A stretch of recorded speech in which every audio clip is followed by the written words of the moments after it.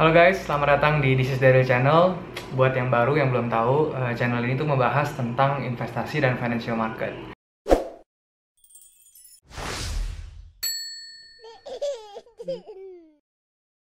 Dan pada kesempatan kali ini saya akan membawakan tema yaitu perbedaan antara saham blue chip dan juga saham gorengan dan apa yang harus dilakukan kepada kedua saham itu gitu ya. Mungkin di sini teman-teman udah pada sering dengar ya, oh ini saham blue chip nih, saham gorengan gitu ya. Udah banyak informasi yang teman-teman dengar di luar sana gitu. Ada sebagian orang yang bilang, bedanya apa sih saham blue chip sama gorengan? Oh, kalau saham blue chip itu lihat aja yang harganya tuh mahal-mahal gitu ya. Yang gorengan tuh yang murah-murah, yang gocapan atau kayak gimana gitu. Sebenarnya nggak seperti itu juga gitu. Ada beberapa saham yang mahal, tapi itu ternyata dia juga bukan termasuk kategori saham blue chip. Dan juga ada yang saham yang murah gitu, dia tuh justru malah masuk ke blue chip gitu ya. Jadi blue chip itu bukannya sekedar harganya mahal ataupun harganya murah gitu. Jadi blue chip gorengan itu bukan sekedar berbeda di harga saja. Oke, perbedaan paling bisa kita lihat antara gorengan dan blue chip itu pertama dari segi likuiditas.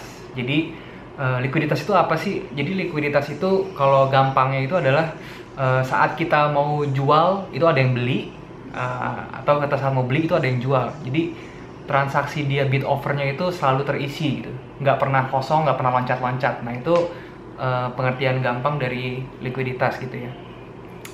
Jadi ini kita lihat aja nih contohnya ya, yang blue chip itu yang saya kasih contoh di sini adalah mungkin saham-saham dari sektor banking ya. Itu banyak saham blue chip seperti BCA, BBRI gitu. Nah BCA dan BBRI ini tuh selalu kalau teman-teman perhatikan itu ya bid overnya itu selalu penuh. Jadi dan juga bid overnya itu setiap level harganya itu selalu berurutan gitu ya, nggak pernah loncat gitu. Kecuali ada kejadian market news yang sangat-sangat besar gitu ya, efeknya mungkin itu akan loncat harganya. Tapi itu jarang sekali terjadi gitu. Nah, tipe-tipe saham seperti ini tuh bisa kita masukkan ke dalam blue chip gitu. Ini salah satu ininya aja ya, salah satu ciri-ciri blue chip aja ya. Nah, kalau saham gorengan itu kadang-kadang bid overnya itu nggak beraturan. Jadi misalnya di harga 100 harusnya kan fraksinya itu turun dari 100 kan ke 99. Ini tiba-tiba nanti 99-nya kosong, terus langsung bid overnya itu dari 100 itu mungkin bisa ke 95 atau berapa. Nah, ini saham-saham seperti ini yang berbahaya gitu ya, yang kita bilang sebagai gorengan gitu. Kemudian perbedaan kedua itu ya adalah dari segi volume transaksinya gitu ya. Jadi kalau blue chip ini kebanyakan volume transaksinya itu teratur gitu ya. Jadi hari ini misalnya volume transaksinya mencapai 100.000 lot, besoknya itu ya paling nggak jauh-jauh gitu. Andaikan ada selisih pun mereka pasti range-nya tuh sudah ada di sekitaran situ gitu. Nah kalau saham gorengan itu volume transaksinya aneh. Jadi hari ini misalnya bisa 100.000 lot, besok tiba-tiba bisa nggak ada transaksi. Besoknya lagi dia loncat lagi ke 200.000 lot misalnya. Besoknya lagi turun drastis ke 10.000 lot. Nah, volume transaksi yang loncat-loncat seperti ini itu mengindikasikan bahwa pemain atau yang menggerakkan harganya itu bukannya market tapi adalah seorang penggoreng atau bandar gitu yang kita sering sebut ya. Nah, inilah contoh perbedaan antara blue chip dan juga si gorengan yang menurut adalah volume dari transaksinya seperti itu. Kemudian contoh yang terakhir yang paling mudah nih ya buat teman-teman yang masih awam, yang masih belum terlalu dalam tentang seluk-beluk saham gitu ya. Teman-teman bisa lihat itu saham-saham blue chip itu dari indeks LQ45. Nah, atau juga indeks IDX 30, terserah ya teman-teman mau pilih yang mana gitu. Saya soalnya patokannya itu dari kedua indeks itu. Jadi kalau misalnya teman-teman lihat indeks LQ45 itu ada isinya dalam 45 saham yang likuiditasnya bagus menurut si indeks itu gitu ya. Jadi teman-teman nggak usah capek-capek cari saham-saham mana, tinggal lihat aja di indeks LQ45 itu ada saham-saham apa aja. Nah itu adalah saham-saham yang bagus untuk ditradingkan gitu ya, atau yang menurut saya blue chip seperti itu. Ada satu hal yang perlu digarisbawahi gitu ya buat teman-teman. Kita sering dengar gitu ya, kalau misalnya saham gorengan itu digerakin sama bandar atau market maker gitu. Sebenarnya konsepnya nggak seperti itu juga sih gitu. Jadi mau dia blue chip atau dia mau gorengan, itu semua ada market makernya gitu. Semua itu ada orang yang menggerakkan harga yang lebih dominan. Di blue chip pun pasti ada bandarnya gitu. Tapi gini loh. Tapi perbedaannya gini, kalau misalnya di blue chip itu kan market cap-nya itu sangat besar gitu ya. Jadi untuk menggerakkan harga itu dia butuh dana yang sangat besar gitu. Nah, kalau misalnya di gorengan itu market cap-nya kecil, jadi dana yang dikeluarkan untuk menggerakkan market tuh cukup kecil gitu. Jadi lebih banyak orang yang bisa menggerakkan saham itu gitu. Jadi nggak sekuritasnya itu nggak terlalu dijaga gitu, karena semua orang, bukan semua orang sih, orang-orang yang mempunyai modal terjangkau pun atau modal lebih sedikit gitu ya, itu bisa menggerakkan market si gorengan itu yang market cap-nya kecil. Tapi kalau blue chip itu orang yang menggerakkan marketnya itu adalah bukan orang-orang biasa gitu ya. Jadi itu mungkin adalah institusi atau bank besar gitu ya. Nah, itu orang-orang, lembaga-lembaga itu yang bisa menggerakkan market blue chip gitu. Jadi saham blue chip itu juga digerakkan oleh market maker, cuman komposisinya mungkin lebih sedikit. Misalnya dari 100%, mungkin si market maker ini hanya bisa menggerakkan 30%. Tapi 30% ini juga lebih sudah dominan daripada si market retail lainnya gitu.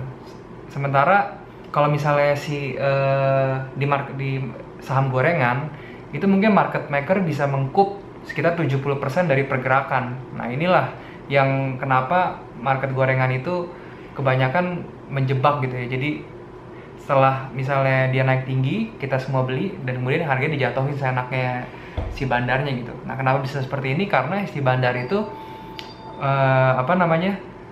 memegang 70% dari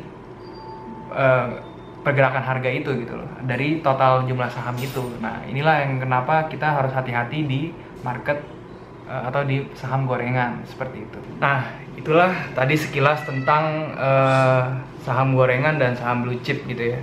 Terus sekarang selanjutnya apa sih yang harus dilakukan untuk saham blue chip dan saham gorengan gitu? Kita bukannya dilarang ya untuk membeli saham gorengan, boleh-boleh aja, sah-sah aja, silahkan. Itu tergantung gaya-gaya trading dari trader masing-masing gitu ya.